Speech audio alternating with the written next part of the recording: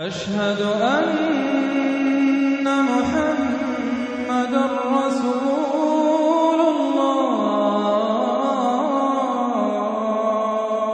Jadi ini nih, yang ngadain HP ini yang pertama masuk surga, Mas. Bukan kok malah saya. Ini yang ngadain ini. Lah ini siapa yang belikan, Mas? Maka Bapak Ibu sekalian, kalau ada orang yang sedang menyiapkan fasilitas untuk majelis taklim, berlomba-lombalah untuk bersedekah di dalamnya, karena itu menjadi sebab orang yang senang sedekah terfasilitasinya majelis taklim, fa insyaallah dia yang masuk surga Bapak Ibu yang dimuliakan oleh Allah Subhanahu wa taala, maka liya'budullaha mukhlishina lahuddin, orang yang beribadah kepada Allah atas dasar keikhlasan, dia akan menjadi ahli surga. Sehingga ada 4 kelompok yang oleh Allah dijamin menjadi ahli surga. Yang pertama adalah orang man yuqatilu fi sabilillah fa huwa syahid, orang yang berperang, berjuang memperjuangkan agama Allah sampai tetesan darah yang terakhir, dia adalah ahli surga. Yang kedua adalah orang yang menunaikan ibadah haji, hajinya haji yang mabrur, maka tidak ada pahala yang pantas kecuali dia adalah ahli surga. Kemudian yang ketiga adalah orang yang kaya yang senang bersedekah, dia juga adalah ahli surga. Dan yang ketiga, yang keempat adalah orang yang berilmu, yang menyampaikan ilmunya dengan penuh keikhlasan, juga adalah ahli surga. Maka diceritakanlah bahwa suatu ketika di akhirat, ketika orang sudah keluar dari padang mahsyar, ada 4 kelompok orang yang berebutan pengen masuk surga yang pertama. Sehingga lalu kemudian penjaga surga mengundang malaikat Jibril untuk menjadi hakim. Siapa di antara 4 kelompok ini yang pertama kali masuk surga? Maka oleh malaikat Jibril dipanggillah orang yang meninggal dalam keadaan memperjuangkan agama Allah. Datanglah kalian ke sini.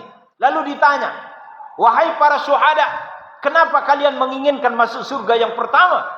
Lalu para syuhada mengatakan, wahai malaikat Jibril, bukankah Allah berfirman di dalam Al-Quran, innallaha ashtara minal mu'minina anfusahum wa amwalahum bi'anna lahumul jannah. Bukankah Allah telah membeli setiap jiwa orang yang beriman ketika mereka berjuang untuk agama Allah sampai tetes darah yang terakhir, maka tidak ada pahala yang pantas kecuali itu adalah surga. Lalu malaikat Jibril bertanya, loh dulu kamu di dunia ngerti tafsir ayat kamu seperti itu dari mana? Lalu para syuhada mengatakan, dulu saya ngerti bahwa orang yang memperjuangkan agama Allah sampai meninggal dunia, dia akan dimasukkan ke dalam surga tanpa hisab. Itu karena dijelaskan oleh para alim ulama, oleh para guru kami. Lalu malaikat Jibril mengatakan, wahai para syuhada, siapa yang lebih pantas masuk surga duluan? Apakah kalian para syuhada ataukah guru kalian yang menjelaskan dan kalian terdorong untuk berjuang di jalan Allah? Lalu kemudian para syuhada mengatakan, iya juga wahai malaikat Jibril, kalau bukan karena guru saya tidak akan berjuang di jalan Allah. Ya sudahlah, kalau begitu saya mundur, biarkan guru saya yang masuk surga. Yang kedua, para hujjat, orang yang menunaikan ibadah hajinya mabrur, dipanggil oleh malaikat Jibril, wahai para hujjat, kenapa engkau pengen masuk surga yang pertama? Para hujjat mengatakan, wahai malaikat Jibril, Rasulullah sallallahu alaihi wasallam dulu menyampaikan, wal hajjul mabrur laisa lahu jaza illa al jannah. Kalau orang menunaikan ibadah hajinya mabrur, maka tidak ada pahala yang pantas baginya kecuali adalah surga. Dan kami ini adalah orang yang sudah melaksanakan ibadah haji, dan haji kami adalah haji mabrur, maka kami yang paling pantas masuk surga yang pertama. Lalu malaikat Jibril tanya lagi, wahai para hujjaj, dari mana kalian mengerti hadis Rasulullah seperti itu? Maka para hujjaj mengatakan, wahai malaikat Jibril, ketika dulu kami manasik dijelaskan oleh para guru kami tentang hadis itu, sehingga kami semangat beribadah dan kami mendapatkan haji yang mabrur. Lalu kemudian malaikat Jibril mengatakan, kalau begitu siapa yang lebih pantas? Apakah dirimu ataukah gurumu?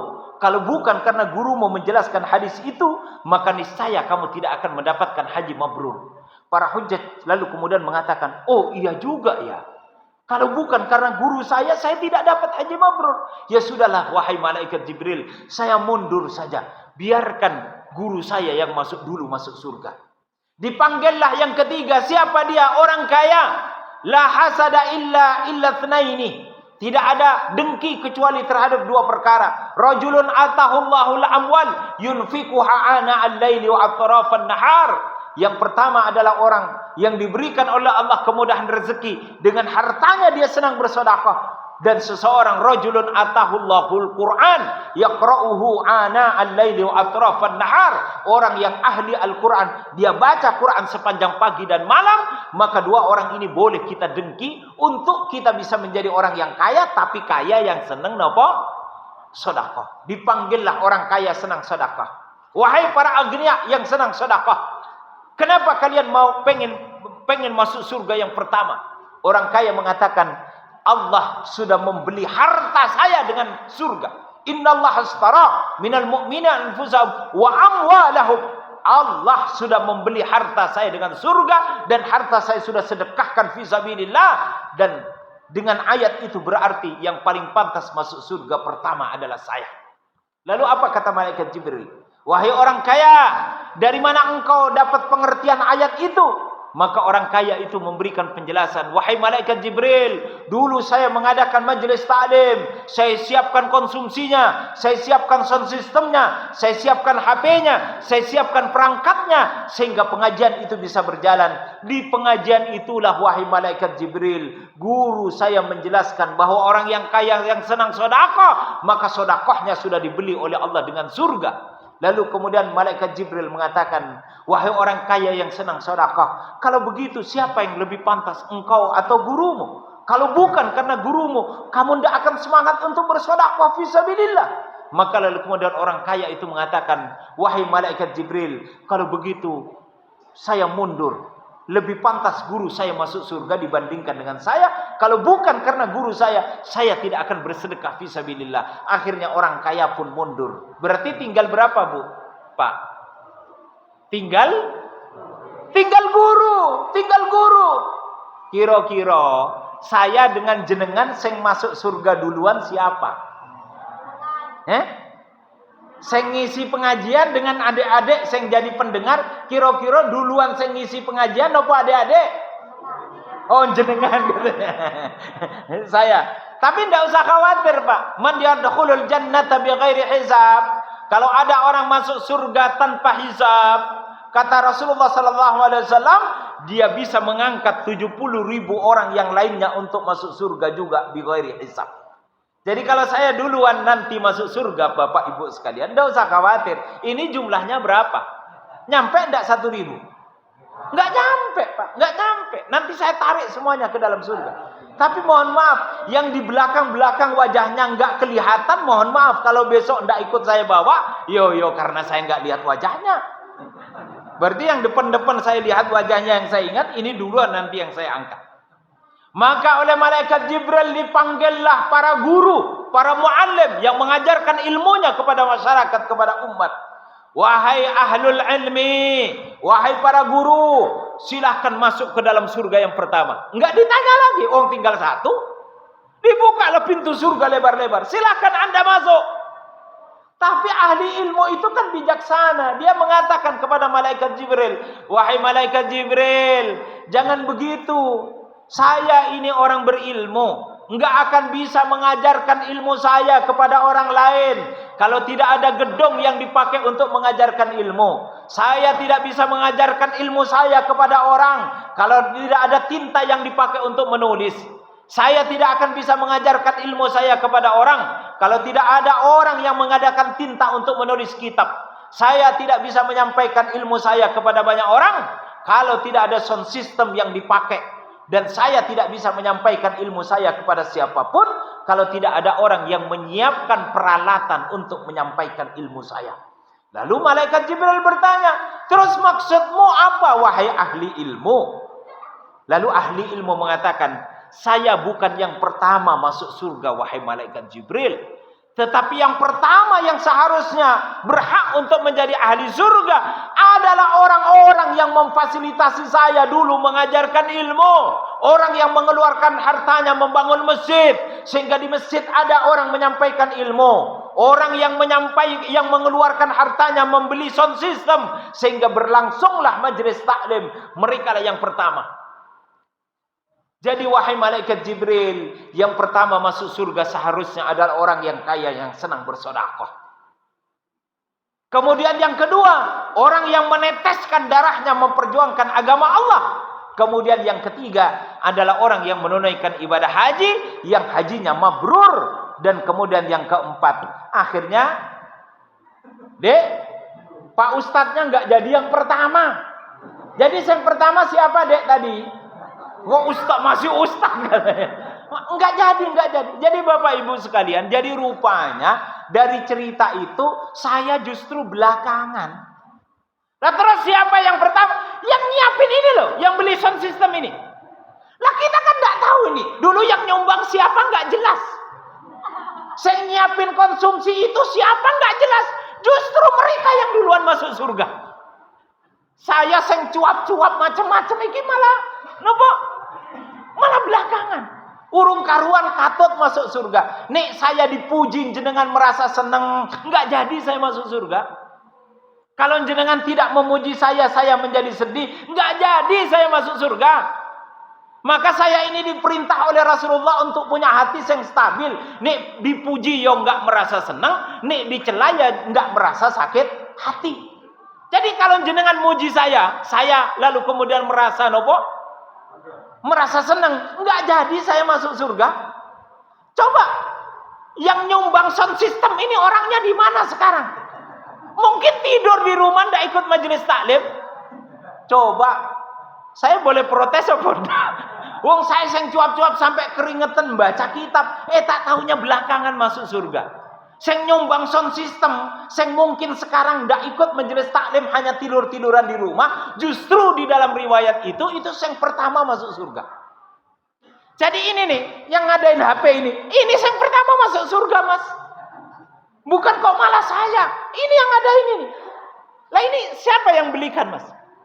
Maka Bapak Ibu sekalian, kalau ada orang yang sedang menyiapkan fasilitas untuk majelis taklim, berlomba-lombalah untuk bersedekah di dalamnya, karena itu menjadi sebab orang yang senang sedekah terfasilitasinya majelis taklim, fa insyaallah dia yang masuk surga nanti berarti dibuka Mas HP kedua, ketiga, keempat. Gitu? Sound systemnya kalau kurang bagus nanti ada yang siap untuk mengganti ini.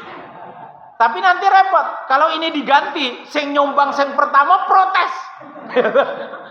Sehingga ada suatu masjid itu mau dibongkar, Pak. Itu butuh 1 tahun, 2 tahun, 3 tahun diskusi nggak rampung-rampung. Apa masalahnya? Masalahnya ada jamaah sing sepuh, sing kuat dulu nyumbang tegel.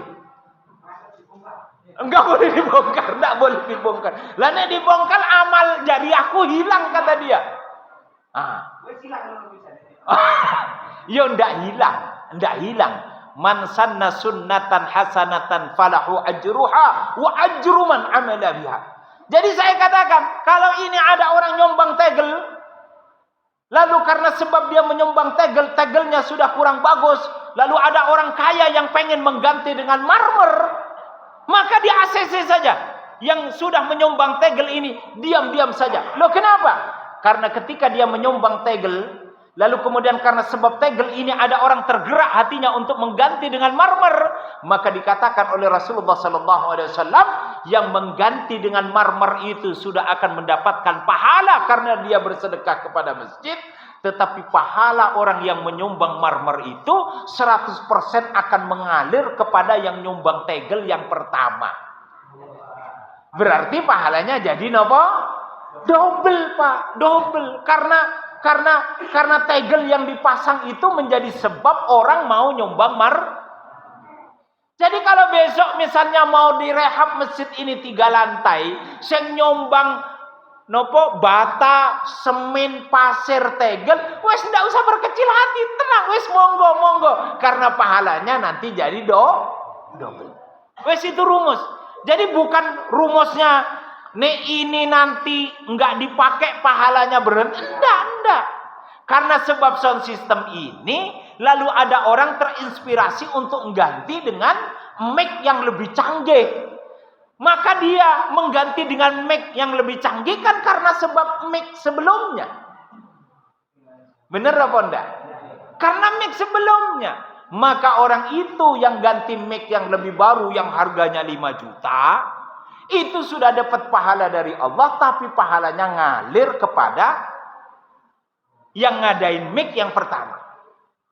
Begitulah Allah memberikan rumusan tentang pahala. Man sanna sunnatan hasanah. Siapa orang yang memberikan contoh kebaikan, dia akan mendapatkan pahala dari kebaikan itu.